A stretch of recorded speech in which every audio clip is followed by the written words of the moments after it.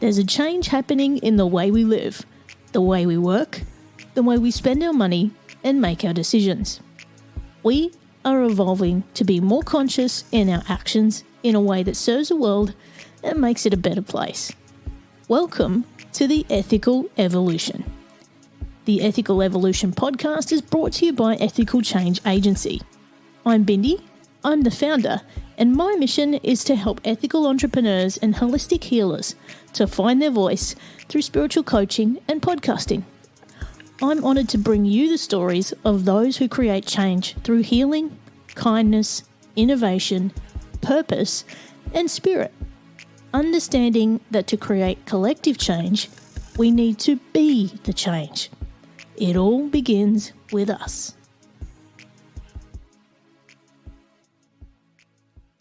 Dana Skaggs is a licensed psychotherapist.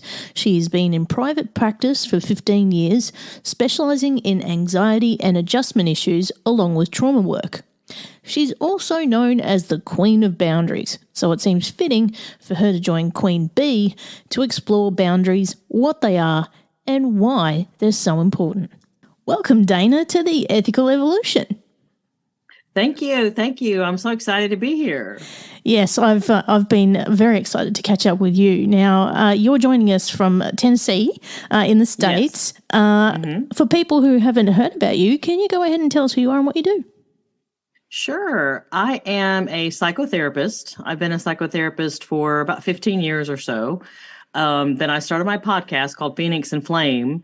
And now I'm just getting ready to launch an online boundaries course, actually later this month. And that's kind of my thing, is I'm called the Queen of Boundaries. And so I heard that so much in my private practice. And also I have some personal experience with that. I have, had some dysfunctional relationship with my mother and this type of thing, which gave me a lot of very up close and personal understanding of if you don't have boundaries in place, then you're going to get sucked under the bus. So I have personal understanding. And also I got to hear a lot of my patients talk about their struggles with boundaries as well. So that's kind of like my jam. That's what I'm doing these days. Amazing. And I'm glad you mentioned that, because that was the one thing I wanted to talk to you about today was boundaries. And what happens when we don't have any in place or we don't respect them. So, I also have had a lot of experience in my life where I wasn't great with boundaries, and the people in my life weren't either. And it took a lot of time and a lot of healing to understand that, no, hang on a minute, this stops here. So, can you take us through, because some people might not even know that they're doing this, right? That they're their biggest enemy when it comes to boundaries. Can you give us some examples and where it actually goes wrong, where we're not recognizing a boundary? Oh my gosh, absolutely. So let me start out with just giving you an analogy of a yard. Let's say you have your yard, and imagine that you're in a typical suburban neighborhood. And so just for laughs and giggles for our analogy, let's imagine that we have fencing in between each yard. So you're very clear of what's your yard and what's not your yard. I just wanted to kind of point out and say that even without fencing, have you ever noticed that most people, when they go out to mow their yard, they know exactly where to stop mowing? Yep. I mean, to the inch. Yep. Well, my front yard doesn't have fencing, so we stop exactly where the line is, That's it. Where the line is, that's it. And so why is it that you don't mow your neighbor's yard, even if it needs mowing? Because they might not want it. It's their yard, right? It's not yours to mow. But what is yours to mow is your yard. And so if you think about that, in our yard are our thoughts, our feelings, and our actions. And we have a right to those things and a responsibility in managing those. But what we don't have ownership over or responsibility for is what's in our neighbor's yard, which is what they're thinking, what they're feeling, and what they're doing. That's not our responsibility. And I could give you a couple of boundary breach examples if you would like for me to. Yeah, totally. Okay.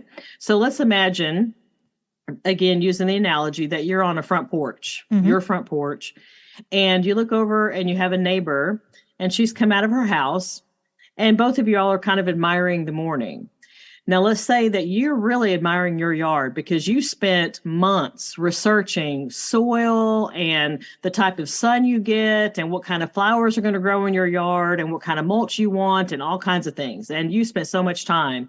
And so you're standing there with your cup of coffee, just so proud of yourself, looking at all of your beautiful yard items. Well, your neighbor over here to the left, she walks across her yard and leans against the fence and looks at your flowers and says, "Those are the ugliest flowers I've ever seen in my life." Well, although that's pretty rude and it's not very nice to hear, that's not a boundary breach because she's entitled to her opinion. However, if she were to walk out of her yard, walk down the sidewalk, walk into your yard and pull your flowers up out of your ground, then that's a problem. Because it's in your yard and you're entitled to your flowers. If she doesn't like them, she doesn't have to plant them in her yard.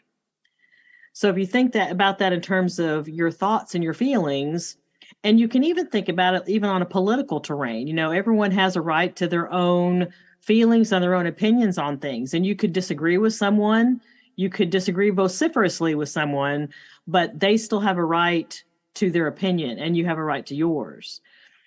Now, another type of boundary breach would be, imagine that you have another neighbor on the other side, and he loves to throw parties on Friday nights. And you've been at work all day, and you come home, and you've got you some tea or wine or beer, whatever your preference, and you're standing on your front porch again. And here comes all the cars pulling up, lining the roadway. And here comes the pizza delivery cars and all that. Everybody's walking into his backyard with the beer bottles and the pizza boxes and all this. You can go inside because that's not a boundary breach. Even though it's quite loud, it's not noise pollution loud. So, and you're tired, you want to be able to enjoy your front porch, but you have a neighbor and he wants to have a party. So you can just go in your house and be done. But here's the thing. Let's say the next morning, you're a morning person and you go outside and you look over there at your neighbor's yard. It's about, 9 o'clock in the morning and it's a mess. I mean, there's pizza boxes, beer bottles, beer cans, napkins, all kinds of stuff all over his yard. And you're thinking, you know what? I'd like to just do a random act of kindness. I know he's probably going to have a hangover when he comes out over there. And I'm a morning person. He's my neighbor, so I'm going to go get me one of those stretchy, extra large trash bags, and I'm going to go over there. I'm going to pick up his yard for him. So when he comes out, it'll be all picked up. And that happened. You picked up the yard. He comes out about 2 o'clock, just coming out like a mole out of a hole. He's got a hangover. His head's hurting, and he's expecting to have to clean up his yard because of his party. When he sees that it's all cleaned up, he looks over at you because you happen to be out at the same time. And he could kiss your feet. He's so grateful. Well, here's the thing. Let's say you do that for 6 more Saturday mornings. Then comes a Saturday morning where you have other plans and you don't clean up his yard. This time when he walks out and sees all the trash and the pizza boxes and beer bottles from the party he threw the night before, and it's not cleaned up, this time when he looks at you, what is his emotion going to be? He's going to be a bit pissed, isn't he? Yes, he's going to be mad. And we think, well, why should he be mad? It's his yard. But that's another type of a boundary breach because we trained him that we were going to prevent him from experiencing the natural consequences of his choice to have a party on a Friday night. The natural consequence of that would be all the trash on Saturday morning. And so we prevented him from experiencing that, and he got used to it. We trained him that we would do it, and then he grew to expect it. Yeah. And that's such a great analogy. And I guess when we then look at that sort of framework in a relationship, whether it be family or, parents or, our intimate relationships, this is where, like when we start to dig into other people's decisions and their thoughts and their emotions and have our opinions on those and try to sway them, that's where we're actually breaching those boundaries, aren't we? Yes. I mean, we have a right, and I could easily argue a responsibility to communicate our thoughts and feelings, especially if it's an issue and we just can't let go of it. We need to communicate it in a respectful way. But how someone hears us, if they agree with us, how they respond back, that's all in their yard. We have no control over that. So it's like understanding what you have control over and what you're responsible for, and also what you are not. Is very, very key to having healthy relationships. Yeah, I have seen so many people who sort of try to lead their way into someone's life and try to take control where it's not their control. I like to call it not staying in your lane. Oh, yes. That's it. And so when somebody veers into your lane, how you respond to that is going to determine if that relationship is going to develop.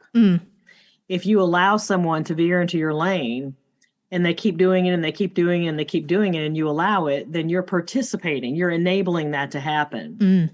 But if you set healthy boundaries, and I do want to put out here that sometimes people have a misunderstanding that setting boundaries is confrontational or loud. It is not. Some of the most peaceful, kind people I know have a very good understanding of their boundaries. There's no reason to get upset. They know what their boundaries are. You don't have to know. They know.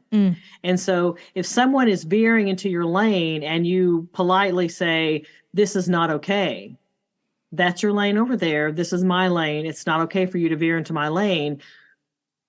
What's going to happen if there's somebody who wants to continually to be controlling and veer into your lane and you're saying no?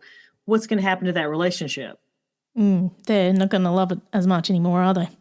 That's it. They're going to go on to somebody else who's going to let them veer into their lane.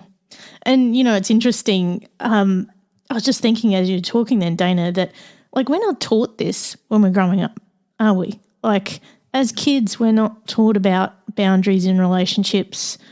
And it's not until we get older that we begin to understand that, oh, yeah, that's a boundary that I don't think I want people to cross. 100%. I mean, also when you think about your parents, and sometimes, our parents have issues. Like I mentioned earlier, my mother she had some, and still does have some pretty significant psychological issues that resulted in a lot of unpredictable mood swings and manipulative narcissistic behavior and this kind of thing.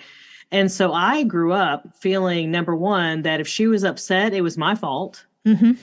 And I was responsible for making her okay. And so the whole time I was growing up and into my young adult years, that's what, she would get upset a lot, actually. And it was always somehow my fault. And it was my responsibility to do whatever I needed to do to get her to be okay.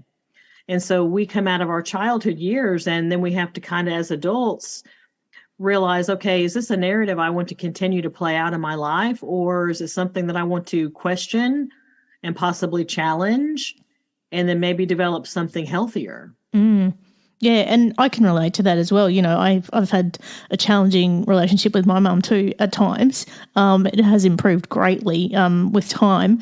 But, I had to learn to speak up as well, when she would say things that would hurt me and impact my self-worth. That was when I went, you know what, I really wish you would stop saying that because it makes me feel this way. And I've noticed there's been change since doing that. So just, what kind of recommendations would you give to someone who's actually experiencing that kind of relationship with the parent and they don't know what to say to them to put that boundary in place? Okay, that's an excellent question, Bindi. So the first thing you need to realize is their emotions are not your responsibility. That has to be first, because if we feel like how they react emotionally is our responsibility, we're not going to say anything at all. Because if we feel like, okay, I'm going to say something, they may not like it, then we might not say anything. We feel like we have to make sure they're okay with everything. And so let's start first with the whole phrase, she made me mad, or they made me mad. Technically, that's not possible. What happens is someone does something and then we respond in some kind of way. Those are two different things. And so it's important to know that. So like someone can do something and then you react with a feeling, or you can do something and someone else reacts with a feeling, but those are disconnected. And it's important to know that, because if you're getting ready to say something to a parent and you feel like they're not going to like it, or I'm going to say something and they might react with hurt. Well, what you're responsible for is how you communicate it. So if you communicate it respectfully, then that's all you can do.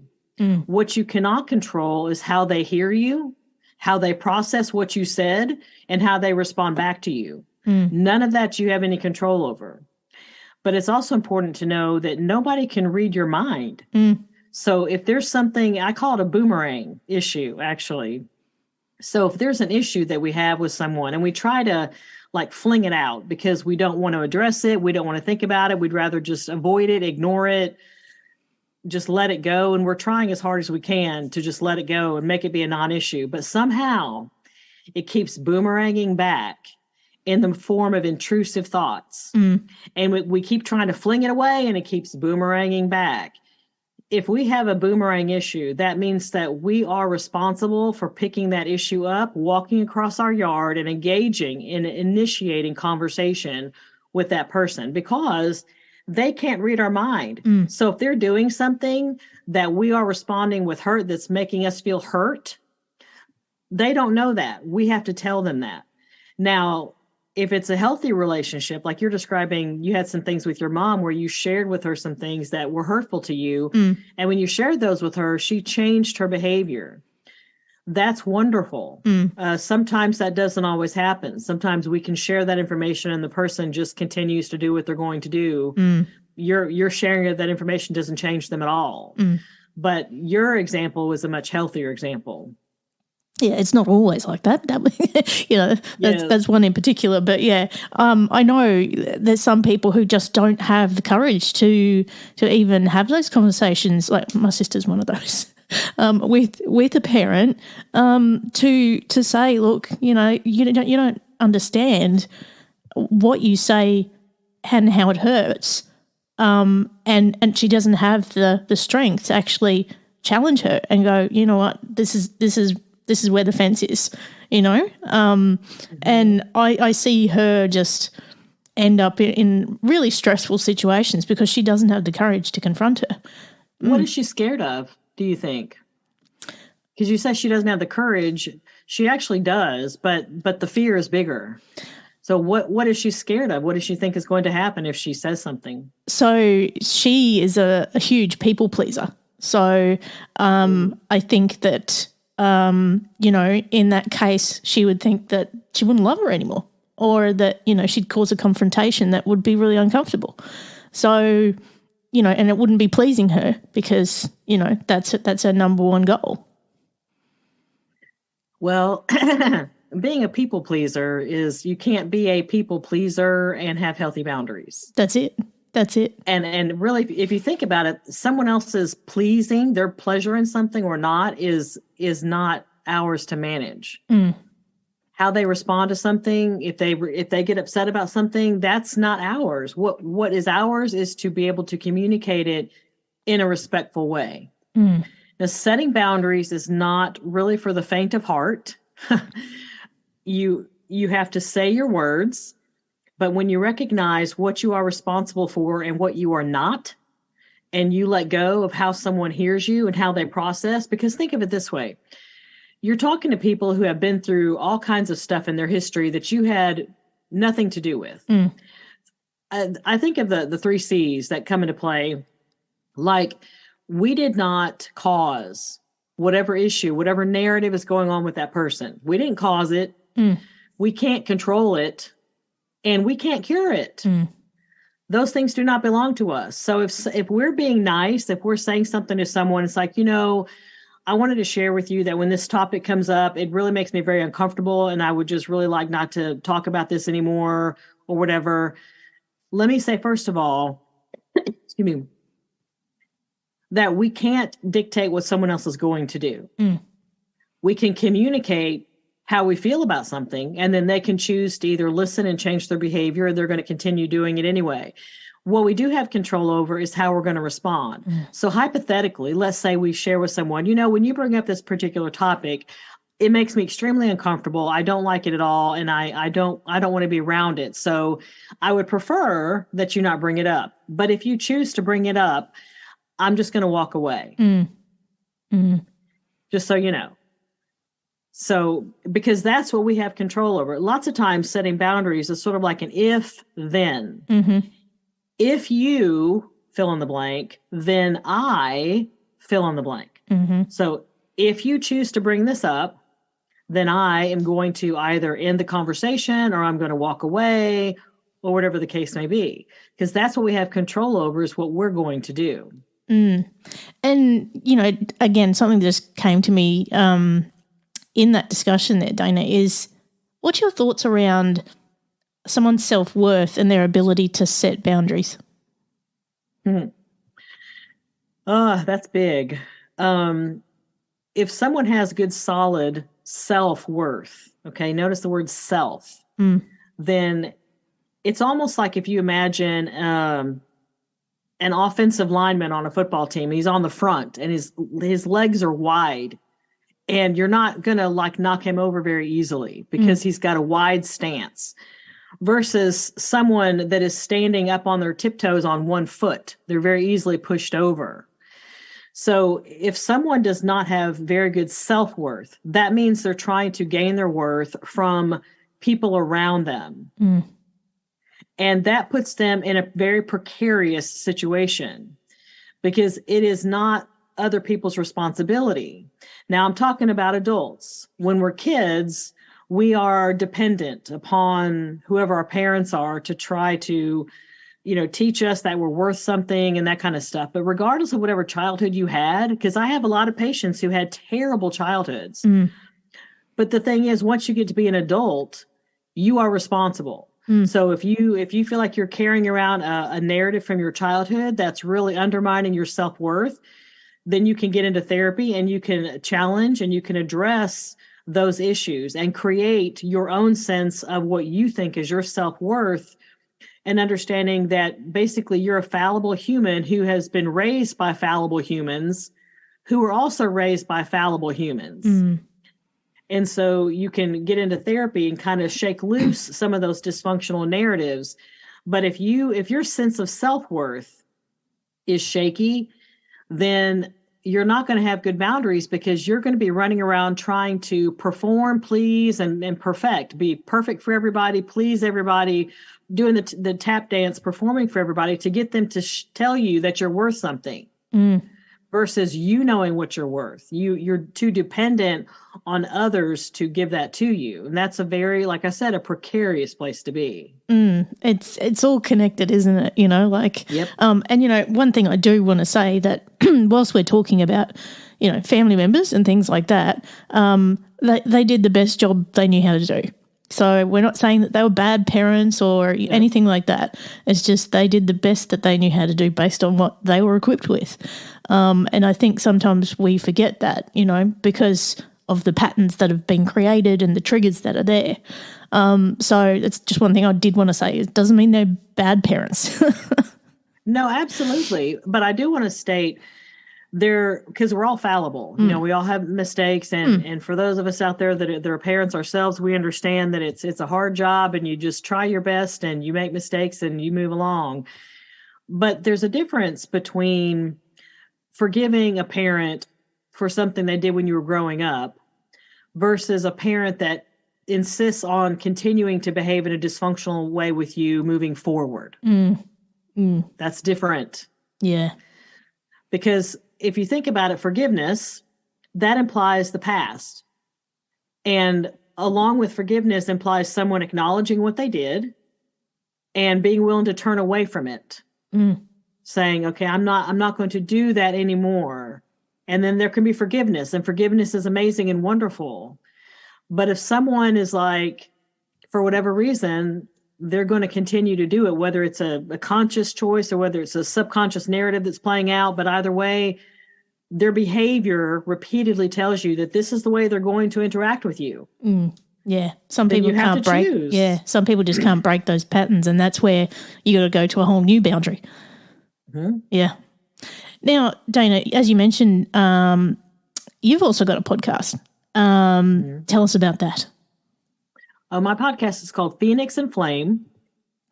And I originally started it because I was hearing a lot of patients that were telling me their issues, and they said things like, I feel like I'm all alone. And I would know they weren't, because I had the privilege and the blessing of being able to hear so many other people's stories that I knew they weren't alone, but they didn't know that. And I'm like, if I could put together a podcast and really help us to connect and be very transparent and real and honest, a safe place where we can say, hey, I have these feelings, I have these struggles, and then other people can listen to the episodes and go, oh my gosh, I have those same struggles, but I haven't wanted to say it out loud. I didn't want anyone to know that I struggled with that. But if that person struggles with it, then maybe that legitimizes me that I'm struggling. It's okay. I can talk about it now. And that was one of the reasons that I created the podcast, and I called it Phoenix and Flame, because not only was I wanting to emphasize the rising from the ashes, because it's called pushing through and transforming even when you feel like a pile of ash. That's what my podcast is about. So it's not only rising from the ash and what it takes to rise from the ash, but also the flame. What was the heat? What was the flame that caused you to have those issues to begin with, and examining both parts? And that's what I wanted to put together. What a brilliant concept. Thank you so much for doing that. That's just fascinating for people who need to hear that, because it helps, I don't know, it almost helps them feel like there's not something wrong with them, that they're not, as you said, not alone. And it almost makes that issue a little bit smaller, doesn't it? Like, yes. They're like, oh, this isn't such a big deal after all, because I'm not the only one. I'm not the only one. and if that person, because they'll listen to an episode of someone I'm interviewing, and they're like, well, what helped that person? I haven't tried that. I'll try that. I'm thinking, why can't we just band together and realize that we're all basic humans, and we all have the same basic needs and struggles. Let's just work on that together. Let's reach out and build that community where we have permission and safety to be just perfectly transparent. Just like, this is something that I had struggled with, and someone else struggles with it too. So what helped you? This is what helped me. What helped you? And let's just kind of do it together as a community. And no doubt it probably gives so many people those aha moments that they need to go, oh, so that's what's going on. Yeah. Because this is it. It's awareness, isn't it? Because so many people, they're just going through the motions of life, and they're not actually understanding what the heck is happening to them. That's it. And when you were talking about boundaries earlier, that's a big deal with boundaries because they don't understand. And really, when my patients would come to me, they would come for any number of reasons. But once I really started listening and unpacking the origins of what was causing their issues, it was almost always a boundary issue. But they didn't know that. They didn't see it. And once we were able to unpack their situation, and they were able to understand how they either were letting someone else come in and jerk up all their flowers, they were allowing someone else to tell them, you can't think that, you can't feel that, you can't do that. Or they were running around painting everyone's houses, washing everybody else's cars, raking everybody else's leaves, while their house looked like they're losing at Jumanji. Oh, gosh. Imagine if, all the politicians in the world learnt boundaries from you, Dana. It'd be an incredible place, wouldn't it? Oh, my goodness. Who knows? Shoo.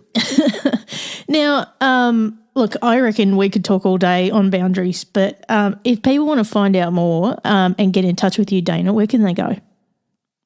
Okay, right now I am creating a online course. You can go to Dana Skaggs, DanaSkaggs.com/join.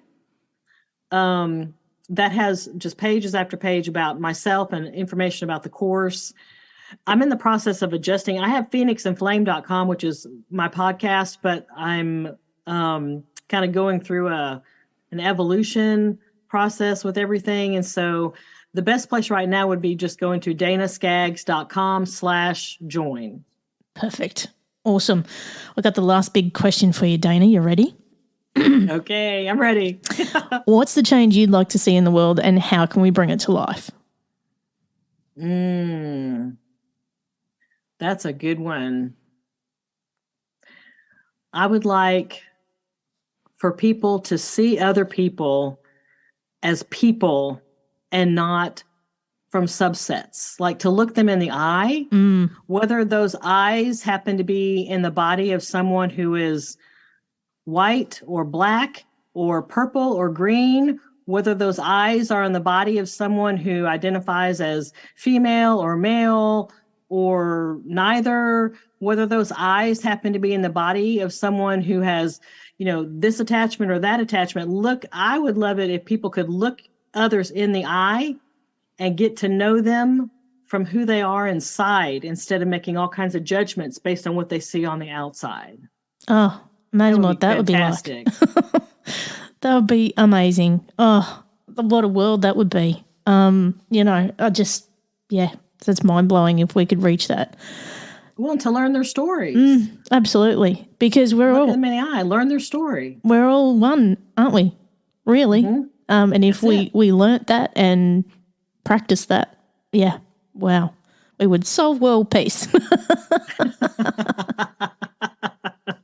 Look at us getting things done. Dana, you have been an absolute pleasure. Thank you so much for joining the Ethical Evolution. Thank you, Bendy, for having me so much. I appreciate it. Thanks for listening to the Ethical Evolution podcast.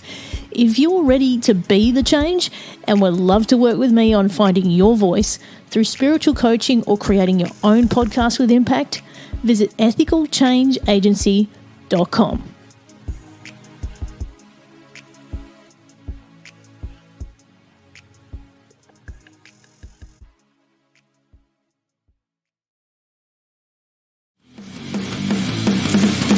Introducing the Deep Leadership Podcast. Leadership is a people business. That's the philosophy of your podcast host, John Rennie. As a former submarine officer who spent 22 years leading businesses in corporate America before starting his own manufacturing business, he knows that leadership matters. Deep Leadership is real-world, actionable leadership advice from John and his expert guests. Become a leader worth following. Subscribe today. Electricast.